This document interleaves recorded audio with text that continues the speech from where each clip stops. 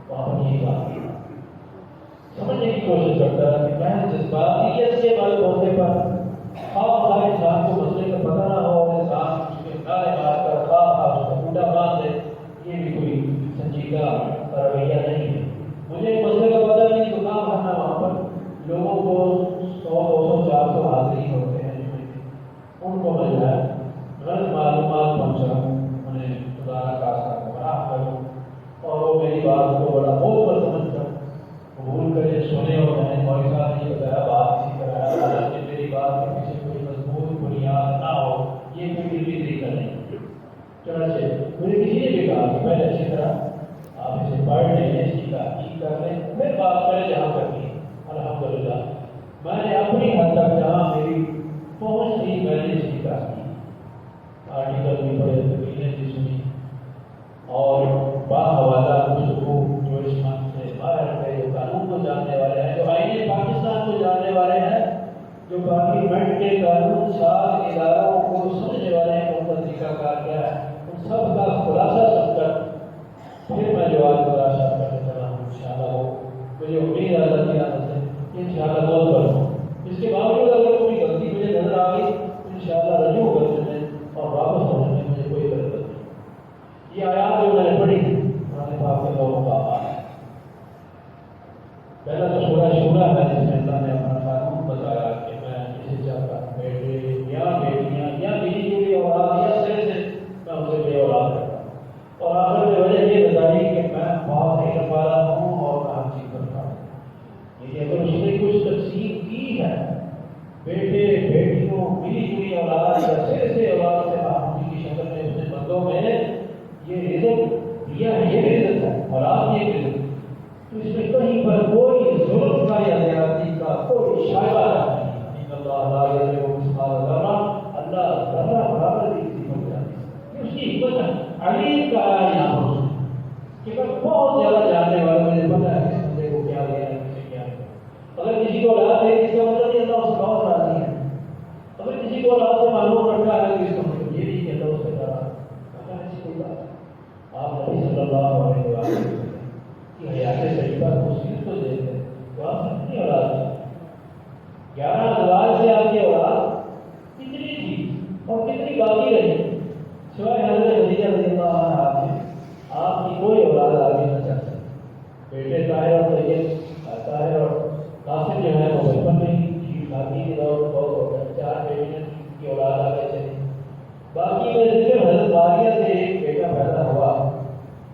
اللہ اکبر. ابراہیم اس کا اپنے نام رکھا، اپنے دادا کے نام، اور وہ بھی دن کی عمر میں اس نے آپ صلی اللہ علیہ وسلم کے ہاتھوں میں آخری سانس کی یہ نام توڑا.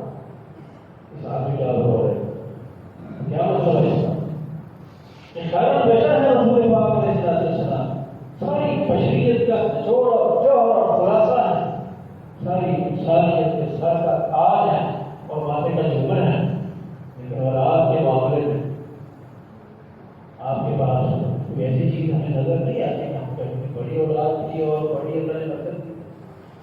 اور اس کے مقابلے میں ایسے انبیاء بھی ہیں وجعلنا لهم ازواجا وذرية. اللہ نے فرمایا کہ ہم نے بہت سارے نبی بھیجے اور ان کی بیویاں بھی ہم نے انہیں دی اور ان کو اولاد دی. تو مطلب یہ ہے کہ یہاں پر اشارہ تھا، میں یہ کہنا چاہتا ہوں کہ اولاد کا ہونا نہ ہونا، دریدہ ہونا، پاکیزہ ہونا، بیٹے بیٹیوں کو ہونا، یہ سر سے باز ہونا، یہ اللہ کے راضی ہونے یا ناراض ہونے کا کوئی دلیل نہیں ہے. سیکھتے ہیں اور اللہ پر ایمان لانے کا تقاضا اور مطلب یہی ہے کہ ہم پر کہیں کہ اللہ ہم سے انہوں نے جو کچھ دیا ہے انہوں نے بالکل ٹھیک دیا ہے، اور جو کچھ نہیں دیا وہ ہمارے موافق ہی ہوگا، وہ ہمیں مخالف پڑھنا تھا.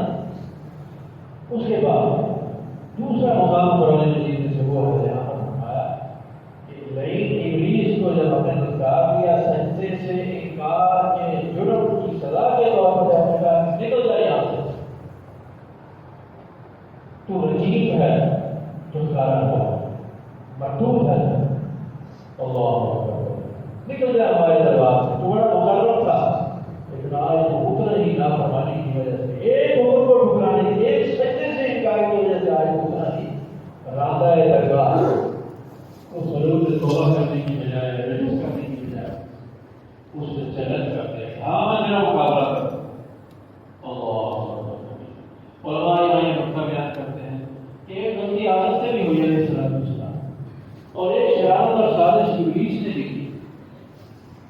ایک عادت کی غلطی تھی، ابلیس کی ایک غلطی تھی، لیکن یہ اپنی غلطی پر اڑ گیا. سجدے سے انکار بھی ایک معصیت اور گناہ تھا، اور منع کیے ہوئے درخت کے پاس جا کر جبکہ انہوں نے اللہ کا حکم براہ راست بغیر کسی واسطے کے سنا تھا، خود اللہ نے یہ ہدایت موصول کی تھی، اور پھر اس حکم کو توڑ کر اس درخت کا پھل کھانا واقعی بہت بڑی خطا ہوئی. اللہ نے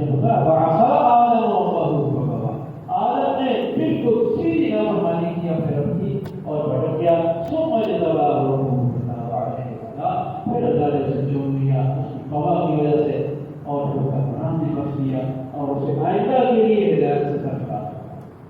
یہ فرق ہے عادت میں اور ابلیس کہ وہ غلطی کرنے کے بعد اکڑ گیا، غلطی پر مصر ہو گیا، ڈٹ گیا کہ نہیں میں نے جو کیا ہے اس کا پہلا دوں گا، میں نہیں مانوں گا کہ میں نے غلطی کی، اور عادت سے غلطی سے بیان نہ ہو. اللہ اس لیے غلطی پر اکڑنا اور ڈٹ جانا اور اترانا یہ ابلیس کی سنت ہے، نفس کی سنت، اور غلطی پر مان جانا اور توبہ کرنا اور اللہ سے معافی مانگنا یہ سیدنا علیہ السلام کی مبارک سنت ہے. تو اس نے جو چیلنج کیے تھے نا دربار الہی یہ کروں گا اور وہ کروں گا، اس میں ایک چیلنج یہ بھی تھا کہ میں دھوکہ دوں گا وَلَأُمَنِّيَنَّهُمْ میں ان کے دلوں میں مختلف قسم کی تمنائیں، آرزوئیں اور خواہشیں جو ہیں وہ پیدا کروں گا،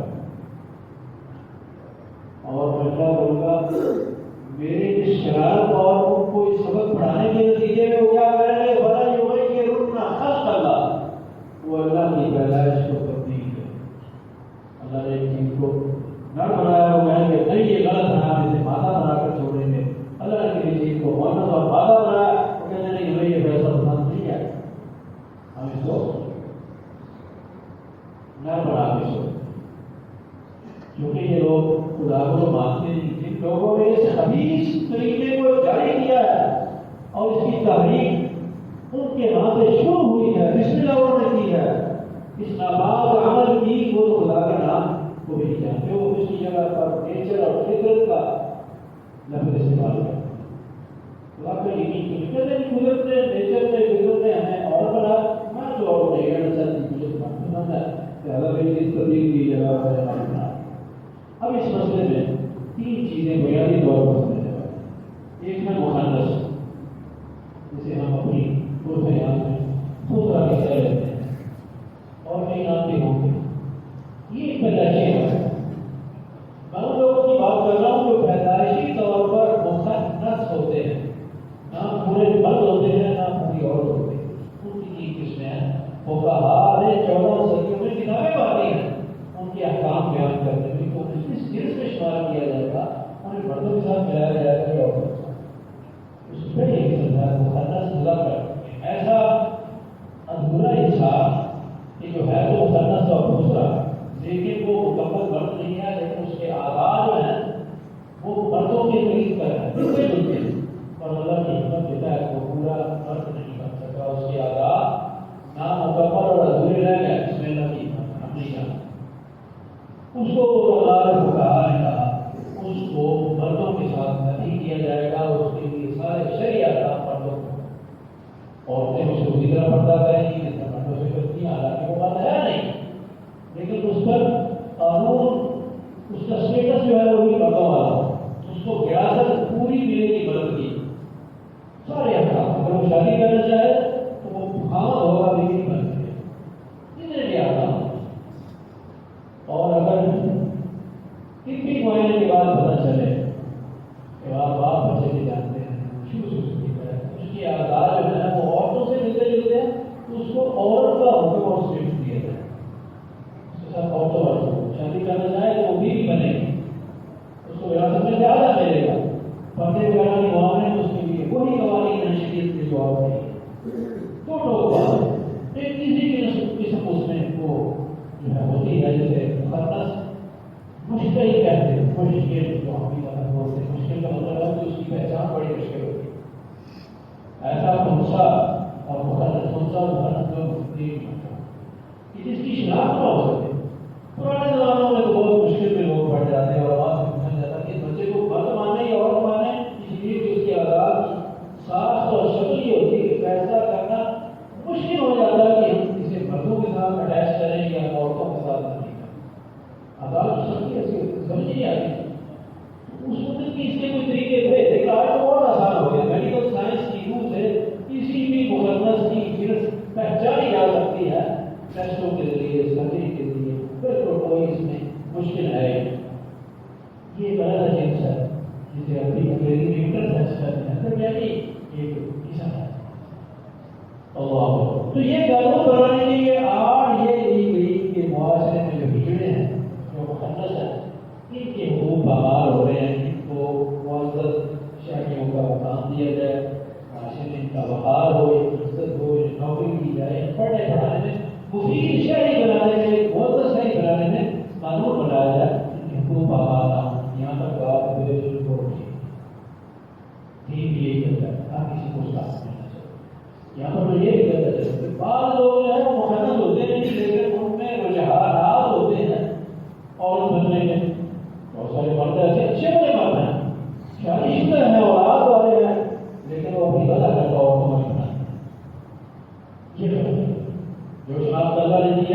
اسے کوئی ادھر ادھر ہوگا تو اللہ کا نافرمان ہوگا. حالانکہ وہ خاوند ہے، بچوں والا ہے، لیکن وہ کپڑے بنا کرتا اس کا رہن سہن اس کا بولنا چاہنا بھی عورتوں کی طرف ہم انہیں زنانے کہتے ہیں. یہ ایک الگ مسئلہ ہے.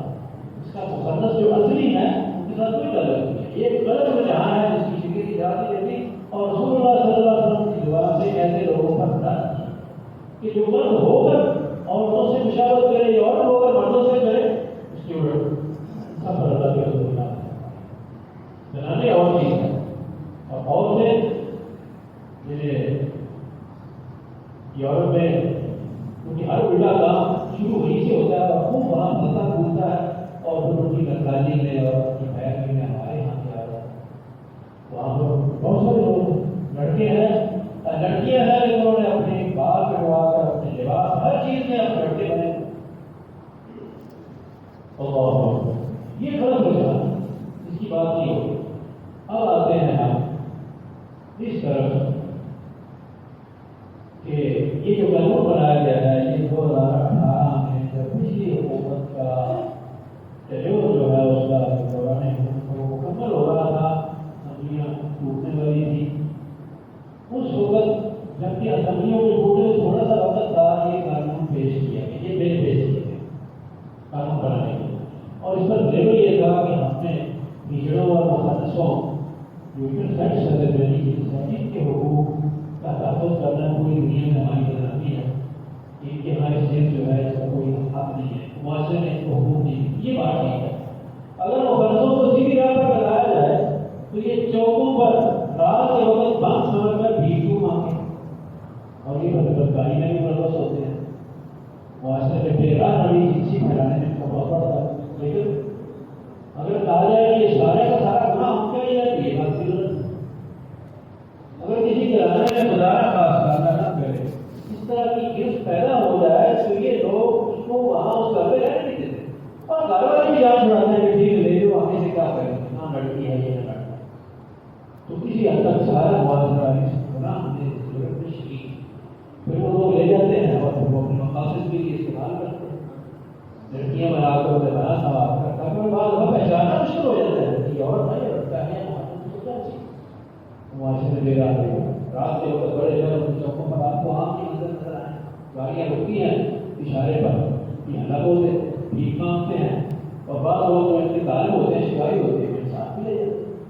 یہ غلط بھی کا ایک وسیلہ ہے جس کو روکنے کے لیے یہ لیبل لگایا گیا کہ لوگوں کو اس چیز سے روک کر یہ جرائم بھی کرتے ہیں یہ میرا ابھی جنسی بھی پھیلاتے ہیں.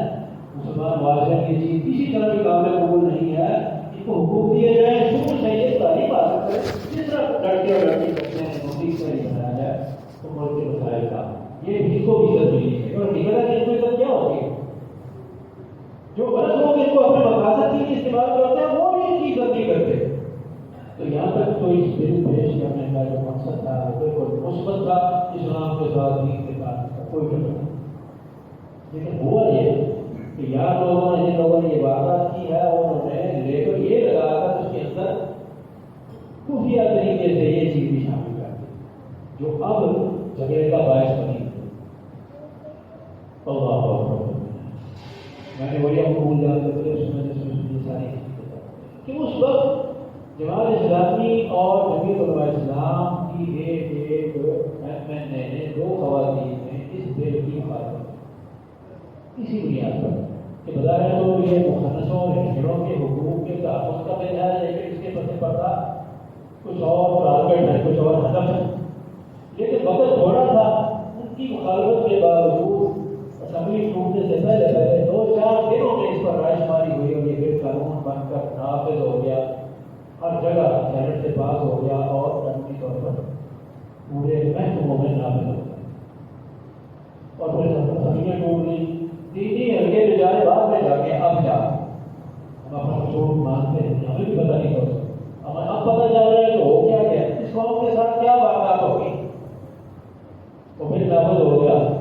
اور اس موقع پر میں یہ کہوں گا کہ جتنی بھی ہماری سیاسی وابستگیاں ہیں سیاسی پارٹیوں کے ساتھ ہم جو ووٹ رہے ہیں سپورٹ رہے ہیں ان کی بحث کرتے ہیں پوسٹر لگاتے ہیں چیکتے ہیں کرتے ہیں. تینوں بڑی پارٹیوں نے پیپلز پارٹی ہو، نون لیگ ہو، پی ٹی ایم، صرف دینی حلقے دو جماعتوں کی دو MLA نے وہاں پر شور مچایا ہے، لیکن وہ کہتے ہیں کہ نقاب خانے میں طوطی کی آواز کون سنتا ہے؟ سینکڑوں ممبروں کے ایوان ہے، وہ بیچاری دو بیٹیاں کتنا شور مچا رہے ہیں۔ اب جماعت اسلامی کے سینیٹر مشتاق احمد صاحب، انہوں نے جب اس کے نتائج دیکھے کہ قانون نافذ ہونے کے بعد اس کے اب تک 4 سالوں میں کیا نتائج سامنے آئے ہیں، تو وہ ٹھیک ہوئی۔ انہوں نے ترمیم کر کے اس بل میں تھوڑی سی ترمیم کر کے کسی بل ٹھیک ہے، لیکن اتنی سی اس میں چیزیں نکال دو اور یہ شامل کر لو، پھر یہ مخلصوں کے حقوق کے تحفظ کی حد تک یہ بل بالکل اسلامی ہے۔ اسلام میں تاکہ بیچاروں کو اپنے حقوق مل جائے، اور وہ جو کر رہے ہیں اس کی ترکیب بات کروانے کی۔ اور مطلب کی بات ہے کہ ہجڑوں اور مخلصوں کا جو اعتماد ہے پورے ملک میں، وہ مکمل طور پر ان لوگوں کے ساتھ ہے، اس فورم میں کھڑی ہے کہ ہمارا نام لے کر دوسرے لوگوں نے جو معاشرتی اور جنسی طور پر اس معاشرے میں بے قراری چاہتے ہیں، جیسے ہومو سیکس بھی کہتے ہیں اور پتہ نہیں کہتے ہیں، ہم جس پرستی جسے کہتے ہیں، یہ لوگ ہمارا نام بدنام کر کے ہمارے نام پر یہ لوگ کروڑوں کے فنڈ گھروں میں ملک سے وصول کر رہے ہیں اور ان کا اجنڈا یہاں پر پورا کر رہے ہیں۔ میں نے سننے میں دیکھا کہ رویہ صاحب کے ساتھ ہیرو اور مخلصوں کی جو ملکی تنظیم ہے اس کے 2-4 لیڈر کھڑے ہوئے ان کے ساتھ، اور وہ بولے اور بھرپور بولے ہم انتظار کرتے ہیں اس میں ترمیم ہونی چاہیے، یہ بل جو ہے صرف ہماری حد تک کام کرنا چاہیے، ہمیں ہمارے حقوق ملنے چاہیے، ہمیں بھی غلط کام کرنے کا کچھ شوق نہیں۔ لیکن نتیجہ کیا نکلا؟ اس بل کی آڑ میں 2-4 اس میں پہلے ایسے ہیں، 2-4 اس کی شرکیں ایسی ہیں۔ اس میں یہ کہا گیا کہ اگر کوئی فرد یہ کہے جا کر ناظرہ کے مطلب کہ میں مرد ہوں لیکن مجھے اپنی چیز اچھی لگتی، میرے اندر جسمانی میلانات ہیں، میں اپنے آپ کو عورت محسوس کرتا ہوں، میرے جذبات، میرا رجحان، میرا شوق جو ہے وہ عورتوں والے ہیں، مجھے عورت بننا اچھا لگتا ہے، لہٰذا مجھے یہاں پر رجسٹریشن میں میرے شناختی کارڈ پر عورت لکھا جائے۔ تو قانون اتنا زبردست طریقے سے انہوں نے لانچ کیا ہے کہ ناظرہ والے ایک لفظ اس سے نہیں پوچھ سکتے کہ جناب آپ کو یہ شوق کب سے پیدا ہوا ہے، آپ کو اللہ نے وقت بنایا ہے، آپ کیوں اور بننا چاہتے ہیں، نہیں پوچھ سکتے، کوئی کیا نہیں کر سکتے، صرف اس کے جا کر کہہ دینے پر وہ رجسٹریشن کے ریکارڈ میں تبدیلی کرنے کے پابند ہیں۔ اور میں اللہ کے فضل سے ملت سے بات کر رہا ہوں، میں نے شروع میں یہ اصول نہیں کی، مجھے بہت بڑا عقل بتایا کہ میں نے ناظرہ والوں کا ریکارڈ چیک کیا ہے، تحقیق کی ہے، بالکل یہ بات صحیح ہے۔ 4 سالوں میں 2-3 فگر آ رہے ہیں، 28,000 یا بعد کے نزدیک 40,000 تک کے لوگوں نے پاکستان میں اپنی جنس اس قانون کی آڑ میں اور اس قانون کے سہارے سے ناظرہ میں تبدیل کروائی۔ لڑکیوں نے اپنے آپ کو لڑکا لکھوایا اور لڑکوں نے لڑکیاں لکھوایا۔ اتنا للہ ہے یہ مسلمان معاشرہ ہے۔ اور اس کے فضے بدلہ اصل واقعات کیا ہوئی ہے؟ کیا یہ مرد جو دراصل عورت ہے وہ مرد بن کر اس مسجد میں آیا، آپ کے ساتھ یہاں سے نماز پڑھنے کے لیے کھڑے ہو گیا، حالانکہ وہ عورت ہے، وہ مرد بنی نہیں، وہ عورت ہے، لیکن اس نے اپنا پہلو جو ہے وہ مردوں والا بنا رکھا ہے، لباس ہر چیز۔ تو آپ کو پتہ چل جائے کہ یہ عورت ہے، لیکن آپ قانونی طور پر یہ نہیں کہہ سکتے کہ بیوی اوپر جاؤ عورتوں کے حصے میں جا کے نماز پڑھو، آپ نہیں روک سکتے۔ اگر آپ روکیں گے تو اس کے تحفظ کے لیے، اس کے اس حق کے تحفظ کے لیے قانون حرکت میں آئے گا اور آپ قانون کی نظر میں مجرم کیے جائیں۔ اسی طرح اسٹوڈنٹ وہ مرد ہے اور اس نے عورتوں اپنے آپ کو عورت لکھوا لیا ہے، کلیئر کروا لیا ہے قانون سے ناظرہ کے ریکارڈ میں، اور عورت بن کر وہ عورتوں کے اندر گھس جاتا ہے اور مسجد سے چلا جاتا ہے کسی ایسی جگہ پر جہاں صرف عورتوں کے لیے مخصوص ہے، جو جگہ بسوں کی سیٹیں ہیں، جہازوں کی سیٹیں ہیں، اسپتالوں میں وہ مخصوص جگہ ہے اور بہت ساری جگہ، تو عورتیں پتہ چلے کہ یہ تو بند ہے اور عورتوں کے ہمیں دوسرے کو نہیں روک سکتے، تو قانون میں سے عورت مانا ہوا ہے۔ اور پھر اگر وہ وارث بنتا ہے کسی کا، باپ کا یا بھائی کا، تو عورت کے حوالے سے اس کا حصہ آدھا ہو جائے گا۔ دیکھو جی میں اسلامی کارڈ پر پڑھا لکھا ہوا تھا، پورا حصہ لیکن بل کو پورا نہیں ہے، اللہ کتنی بات ہے۔ اور سب سے بڑی بات کہ ایک مرد جو دراصل عورت ہے وہ کسی اور سے شادی کرے گا، کسی عورت کی عورت سے شادی ہوگی، کیونکہ سوائے ظاہری شکل کے اور سوائے نام بدلنے کے کچھ بھی نہیں بدلا، وہ عورت ہے۔ لیکن مرد وہ کہتا ہے میں شادی کر، وہ عورت بھی مانتی ہے کہ ٹھیک ہے ویسے کام کے طور پر قبول کرتی ہے، حالانکہ دو کوئی عورت ہے، کوئی عورت سے عورت کی شادی کا قانونی جواب بن گیا، اسی طرح مرد کی مرد سے شادی کا جواب ہے۔ میں حیران تھا جب شروع ہونا سنا کہ پاکستان میں اتنی جلدی اتنا بڑا انقلاب جو ہے وہ اللہ سے سیدھی بغاوت ہے، یہ قانونی طور پر اس کو تحفظ اتنی جلدی کیسے مل گیا اور قوم کو پتا نہیں چلا۔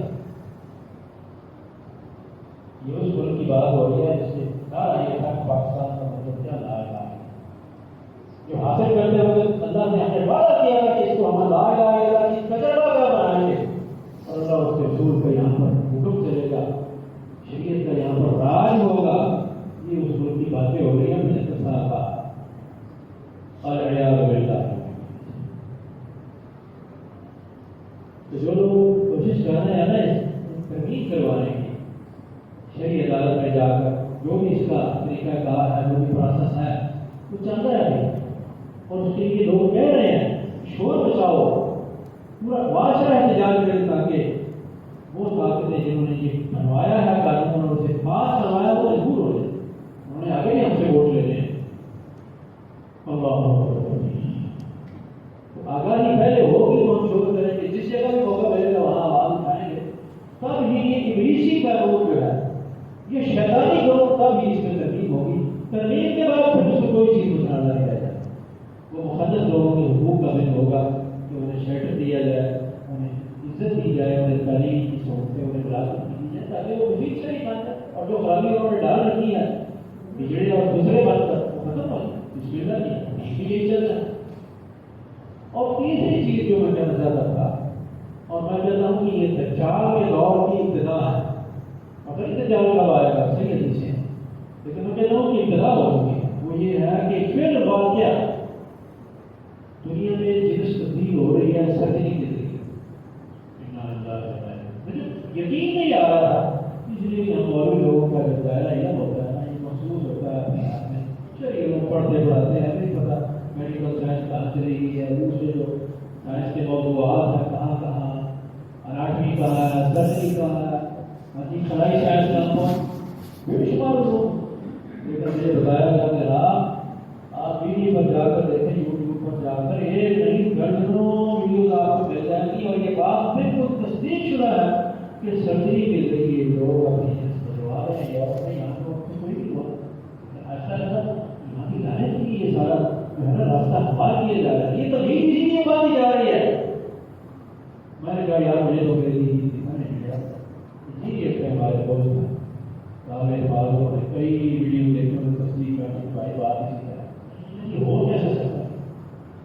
جراحی کے ذریعے سرجن جو ہے وہ کاٹ چیز پھاڑ کر کے رد کو اور کیسے بناتا ہے اور کو کیسے بنا دے گا، اللہ نے ہر چیز کی جنس جو ہے وہ واضح کر دی، یہ کیسے ممکن ہے، اور ان کا انہیں ادویات دیتے ہیں سرجری کے ذریعے، انہیں ان کے ہارمونز جو ہے مرد اور عورت کے الگ الگ اللہ نے بنائے ہیں، ان کو ایسی ادویات دی جاتی ہیں، ایسے انجیکشنوں کو لگائے جاتے ہیں، لمبا پروسیس ہے، ایک مہینے سے لگتے ہیں کہ مرد میں مردوں کے ہارمون ختم اور عورت کے ہارمون سے پیدا ہوتے ہیں، اور ہارمون بدلنے سے اس کے جسم کی ساخت بھی بدلنے لگ جاتی ہے، ہارمون بدلنے سے، اور رہی صحیح قدر جو ہے وہ سب سے پوری ہو جاتی ہے۔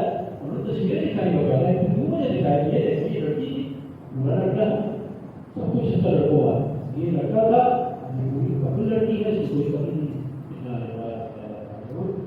یہ بات شاید آپ میں سے بھی بہت سارے ابھی تک اسے نہ مان رہے ہیں، جس طرح میں بھی نہیں مان رہا تھا آج سے 3 ہفتے پہلے، لیکن اگر کسی کو اس موضوع سے دلچسپی ہے، اگر کوئی میری غلطی کرنا چاہتا ہے کہ ہم سب آپ کی معلومات میں یہ جھول ہے، یہ غلط ہے، بسم اللہ تعالیٰ سے کچھ آمدید دوں گا، اس کا شکر گزار ہوں، لیکن جن بہت پر بندوں نے میرے لیے تحقیق کیا میرے کہنے پر، میرے خیال میں مقابلے تھا ڈاکٹر بھی کہیں چیز دیتے، تو بات ہے بھائی یہاں تک پہنچ چکی ہے، اور یہ دجال کی آمد کی تیاری ہے، تو یہ موجودی نے آج سے 50 سال پہلے تو مویش لکھ دیا تھا قرآن پاک کی تشریح کرنے قرآن میں کسی خاص جگہ پر تشریح کرنے کا لگتا ہے کہ دجال اکبر جو ہے بڑا دجال، کچھ تو چھوٹا دجال ہے، نبوت سے جھوٹے دعوے دار ہمیں انسان کا پیشوار ہو گئے، تو بڑا دجال جو ہے جسے پوری دنیا بنا کے حکومت قائم کرنی ہے، اور جو وہ کام کر کے دکھائے گا جو اللہ سے کرنے کا کہے گا کہ مانو مجھے خدا، تم کہتے ہو ہمارا خدا یہ کرتا ہے، لوگ میں یہ کر کے دکھا دیتا ہوں، اب تو مانو تو نہیں خدا،